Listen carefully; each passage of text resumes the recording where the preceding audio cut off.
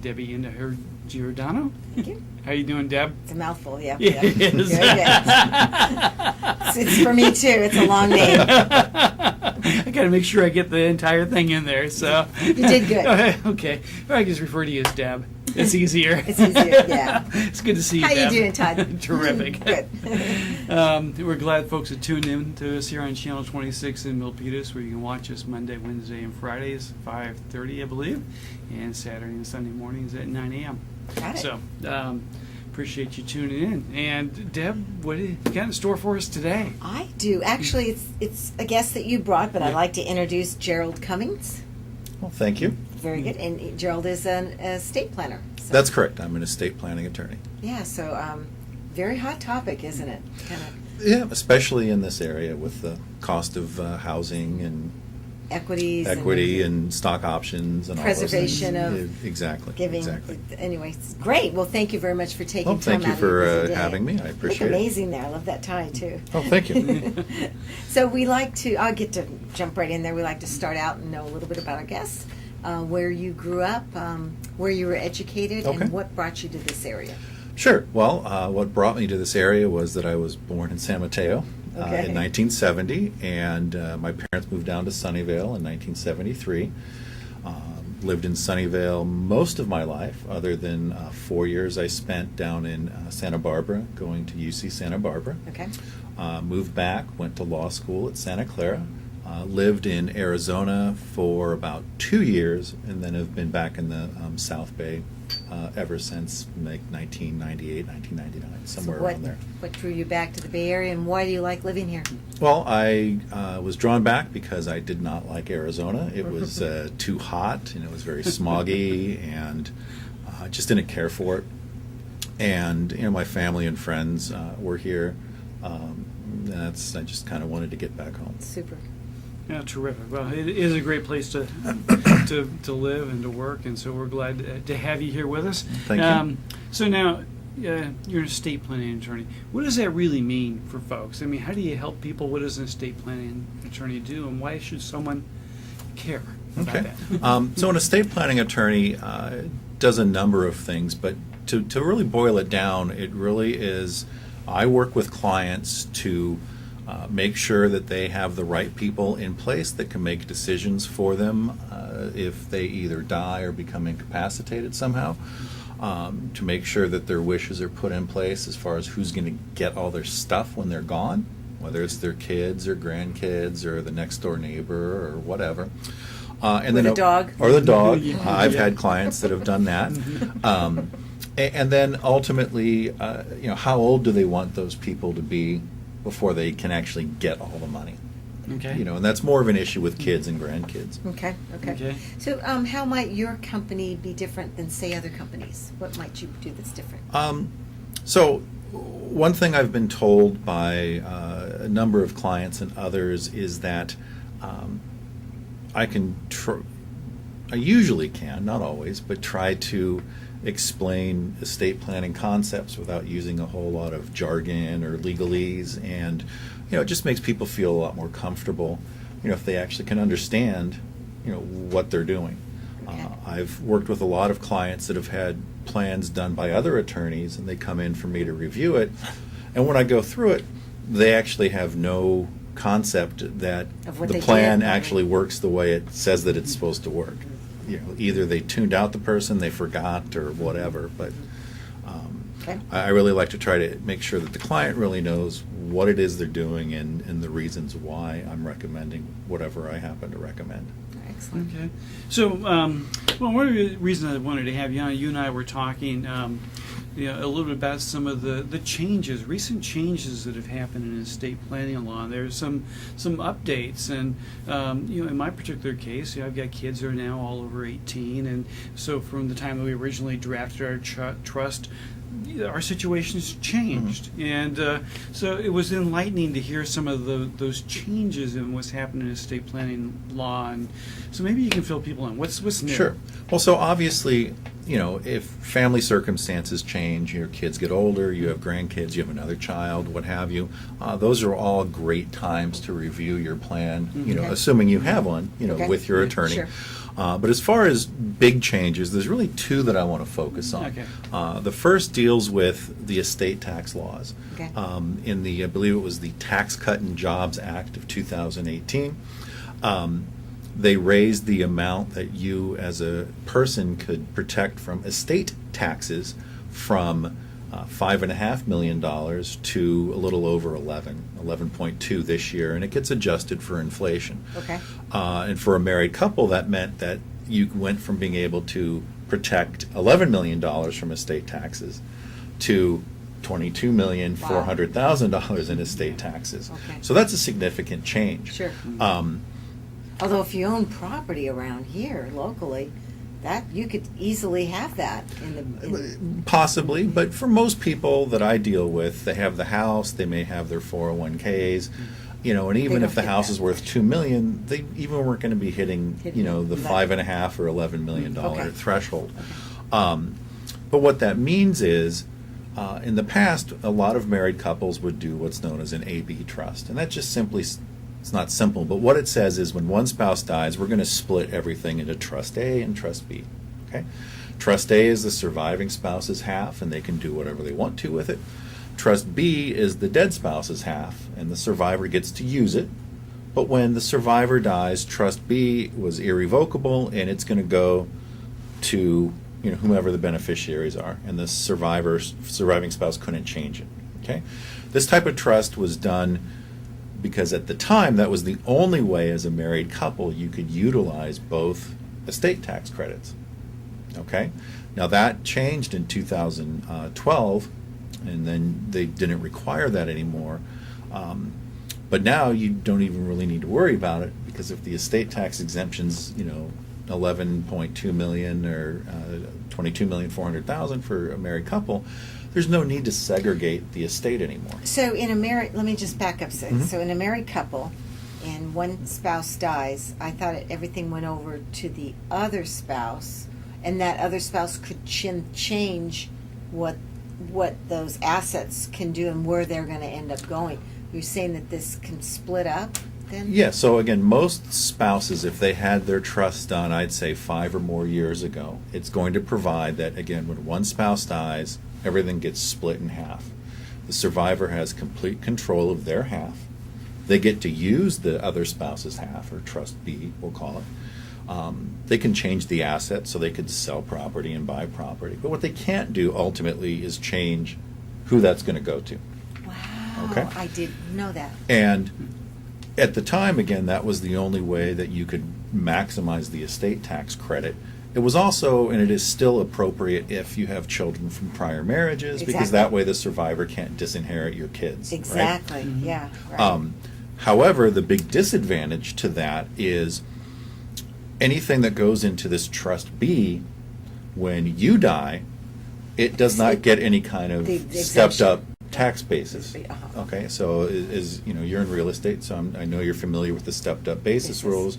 When you die, you own a home, whatever And it's that worth. value is at point of death. Point of death, and that will determine any capital gains or losses. Correct. So with an AB trust, let's just say that the house, when spouse 1 dies, was worth $1 million, and it got put into Trust B. Okay, and then when spouse 2 dies, the house in Trust B is now worth $2 million. Now, when the kids go to sell the house, because the surviving spouse didn't actually own it anymore, its basis is still $1 million. And so now there's $1 million capital gain on the sale of that property. And so if you were a married couple and you have an AB trust, it may be a good opportunity to speak with me or your attorney or someone to see if it makes sense to redo it so that you don't require everything being split in half. Right. Yeah. Interesting. Yeah, that was one of the things that would have been a great that you question that you for you. pointed out. As we're looking at kind of our estate plan, that's a common thing that years ago was the right thing to do. Correct. But these laws, they change. Yeah. Right. When the estate tax exemption was $600,000 per person, it made sense to do that. Right. At 5.5 or 11 point, or $11 million, whichever way you want to look at it, it doesn't necessarily make sense. Okay. So Gerald, this is a question I had. When should someone consider doing a trust? in my opinion, someone should consider doing a trust if they own any real property, in the state of California, but particularly around here.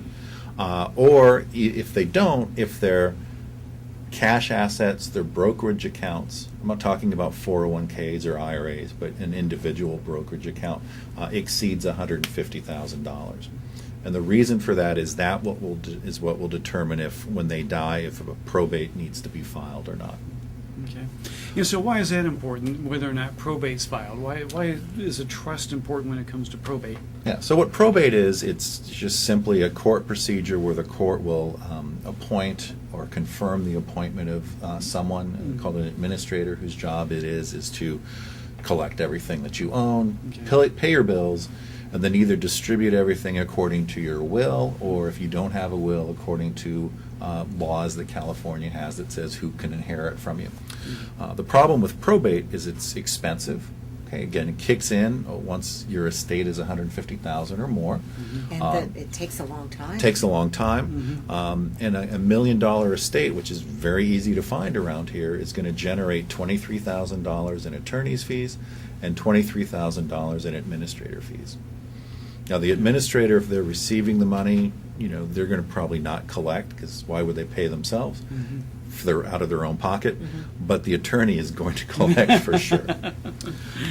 One thing I want to get back to, the other change that I really want to focus on, deals with the Medi-Cal rules as for if someone needs skilled nursing care. Okay, in the past, if you needed to go into a nursing facility and you then qualified for Medi-Cal, you can own a home, have IRAs, 401ks, but the state of California had reserved the right after you died, and if you were married after your spouse died, to file a claim against the house. I've had that done. And the only way in the past to get out of that was you could transfer the house into what's known as an irrevocable trust, one that's set up and you don't have any control over it, and you can't really make changes to it.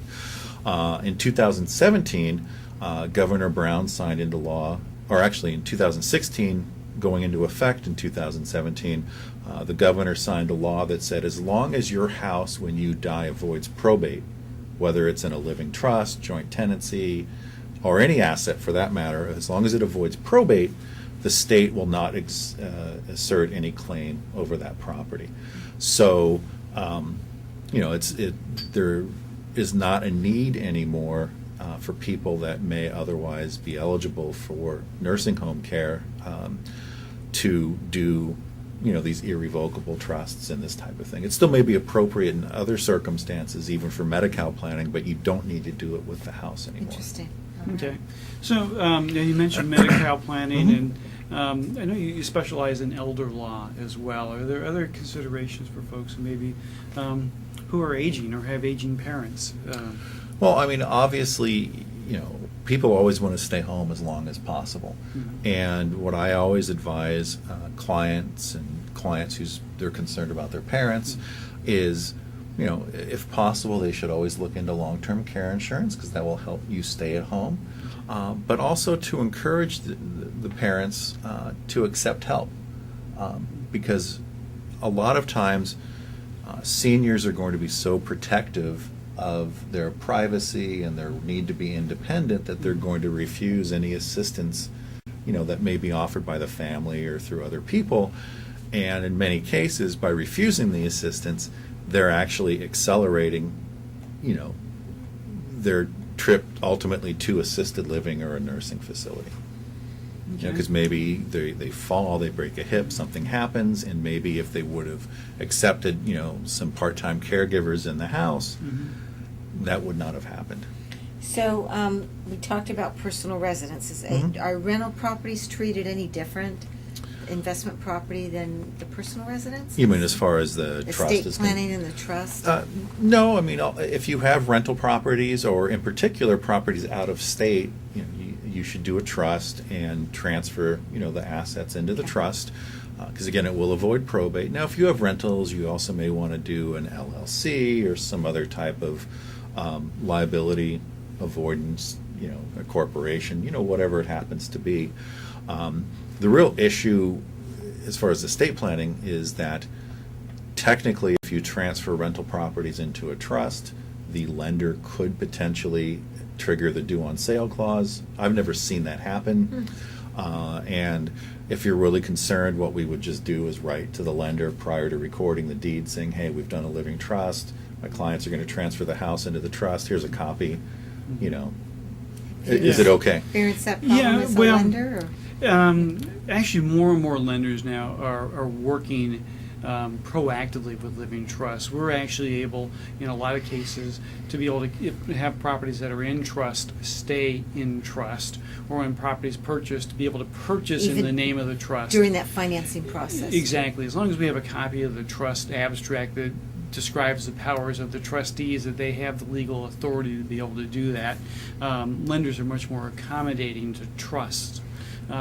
Where they run into issues more these days, or is when a property might be transferred to another entity like an LLC or a corporation that might be this tougher to there's a veil there between the person who owns that property or the trust or that the entity and who owns the Interesting. property. Okay. And my understanding also, and if I'm wrong, please let me know, that part of it, as far as what the lender is going to require, depends on if the lender keeps their loans or if they sell them.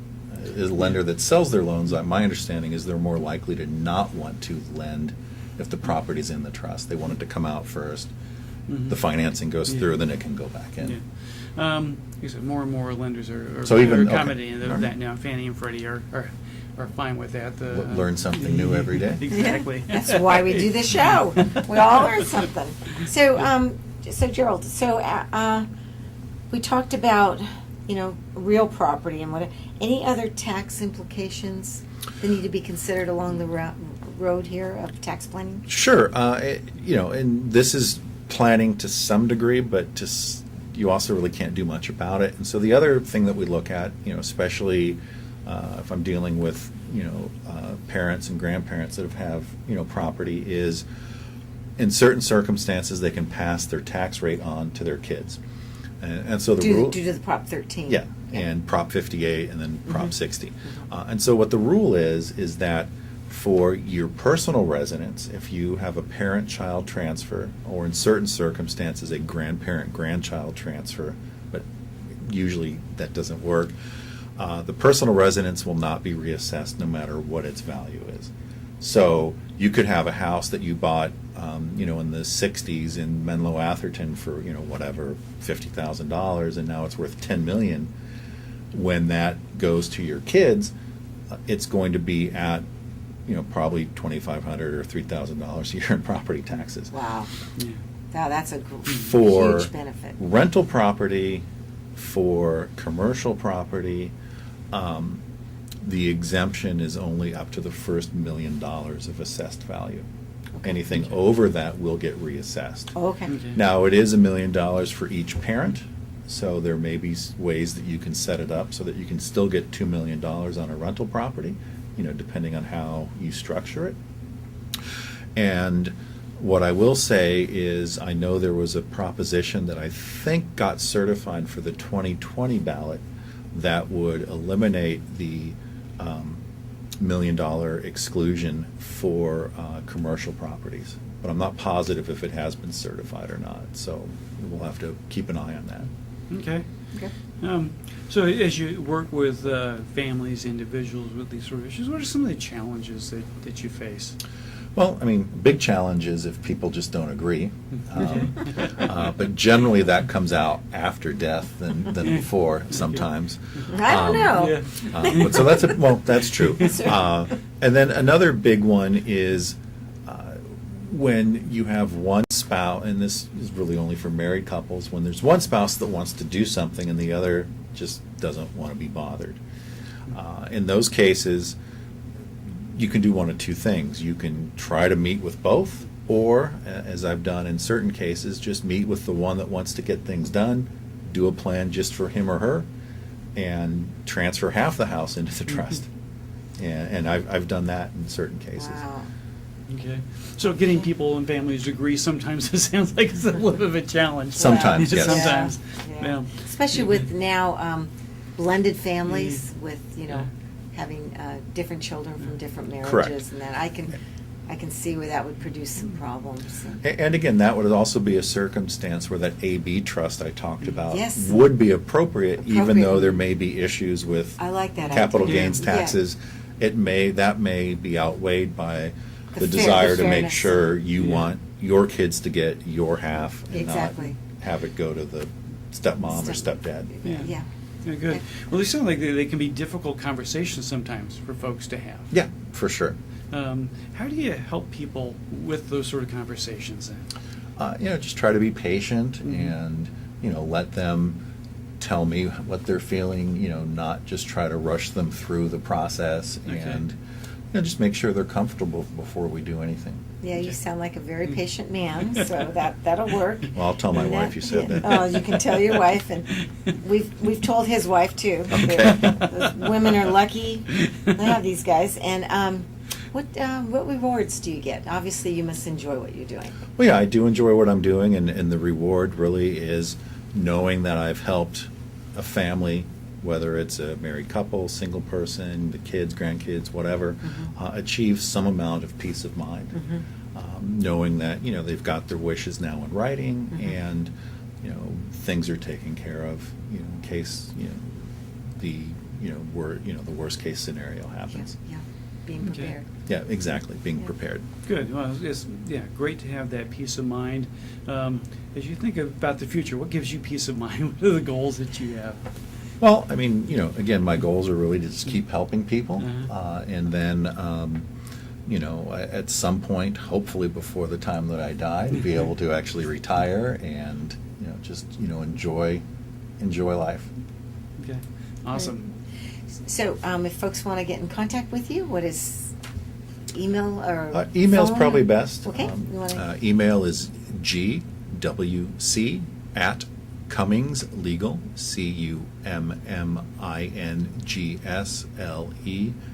CummingsLegal.com. Beautiful. Awesome. Hey, Jerry, thanks so much for coming Oh, in today. thank Giving us you. the update. Things are always changing with the estate Exactly, planning. exactly. Mhm. All right, I appreciate it. Thank you. Thank you. All right.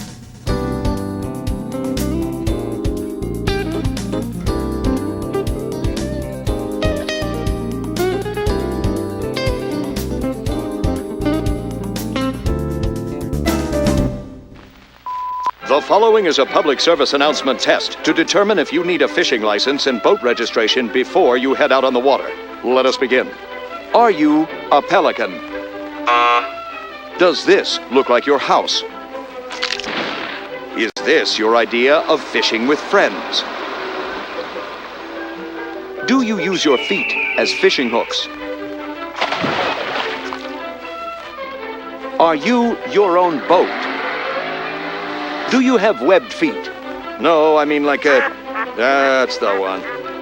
Do you want this in your favorite lake? Yuck, yike. No thanks, mister. Regardless how you answered, you need to be licensed and registered because it helps local conservation efforts protect the very natural resources you enjoy boating and fishing in for generations to come.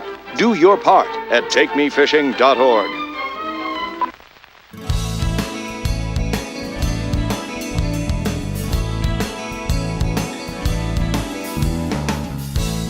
Welcome back, everyone. You're watching Valley Homes on TV with Todd Flesner, and I'm Debbie Giordano. We're here to give you kind of a snapshot of what's going on in the real estate world in the city of Milpitas. Yeah, and so it's summer of 2018. Yep, it's been a kind of a crazy summer. It has been. So I just want to jump right in. It's been a real topic of late as to have we hit peak in the market. Mhm. And I would say in April we may have hit the top range. Okay, We in were- terms we of were- price? Price, absolutely. Okay. It's not reflective yet in the numbers, so when we wrap up, I'll give you some quick numbers. But April we peaked. May, June, July. Typically, summer starts to slow down Okay. just because of the traffic flow is less, more people on vacations. You have less buyers looking. Market is still strong, but there's been about $100,000 to $150,000 price adjustment over Okay. those last 3 months. Interesting. So, earlier in this year, we were talking about what a hot market it was. Exactly. Seller's market. Exactly. And so you're seeing it becoming a more balanced market now. More balance, yeah, I would say. So we have numbers, kind of Yeah. what's been happening here. What do the numbers show us? Okay, well, I compare by years, Okay. so there's a great big bump. Uh-huh. But again, we're going to see a reduction here Okay. in the next few months. In July of 2017, the average single home price was $1,067,000, and that jumped up to July of 28 to $1,290,000. Okay. So that's that fast market, that fast appreciation Right. that really hit the skids and stopped. Okay. Condo market took a major jump. In July of 2017, it was 745,000 to this year, July 2018, 984,000. Okay. So I think the market just expanded so Mm-hmm. quick, so fast. Job market's good, as you know. Absolutely. But the ability of people to qualify, and I think we're seeing an adjustment there, don't you? Yeah, interest rates are up a little bit from where they were earlier in the year, so that has a little bit of impact in terms of people's borrowing power. And I think also that frenzy that we were in terms of the competition, I think people have stepped back from that and trying to get a little perspective is what I see. The bidding of 200, 300,000 over list price, that's certainly gone away. Yeah, absolutely. How about numbers of homes that are on the market these days? Is Actually, that up? Or? Yeah, generally that's up. Today there's 32 homes in the city of Milpitas for Okay. sale. That's not a high inventory, so we can't really say that the market is slowing down because there's higher inventory. It's Okay. just a very steady state. There's 28 pending sales, 32 listings, so that's a good, healthy market. Okay. All right. I saw an interesting chart not too long ago that looked at Bay Area history of home prices. Okay. Right, over the last 40 years, and shows that we get into these rapid appreciation cycles, and those cycles tend to be 5 to 7 years in length. Okay. And then we'll hit a plateau. And that plateau would depend upon other economic factors and cycles. We'll plateau for a little bit, and then we'll get into another appreciation cycle. Probably. We'll And- see. We'll yeah. see. And so it looks like right now we're about in year 7 of the most recent cycle of escalation of prices. So it may be that timing is due as Interesting. I think you may be spot on with that. well. So we'll continue to watch and see how things. And as you know, a lot of the down payments come from stock options. So Yes. as long as the tech companies remain healthy here Mhm. and give their stocks to the employees, that creates that huge down payment that's needed. I'm seeing offers where the buyers are coming in with 300, 400, 500,000 cash down, and that's usually from stocks. Yeah, that's a big portion of what's been driving our market here. Absolutely. So, Okay. do you want to quickly give interest rates and then we'll close? Yeah, interest rates have stabilized now. We tend to be in about the 4 3/4 range or so, depending upon the loan amount and credit and those sort of things. But that's for a 30-year fixed, and all sorts of different options. Of course, everybody's situation is a little bit different, and so, but we're still in the 4s. these That's days. great. Yeah. That's great. It is. Historically, that's a great rate. We're up maybe 1% over what the all-time lows have been, but we're not back All right. in that cycle where rates are You super wanna high. Give your contact information. T. Flesner at opusadvisors.com is a great place to catch me if you have questions. Questions, and also Giordano DJ at AOL.com for myself. All right, terrific. Well, we appreciate having folks join us, and Absolutely. we'll keep you posted on what happens with the market as we go forward. It is exciting. Yeah, thank you.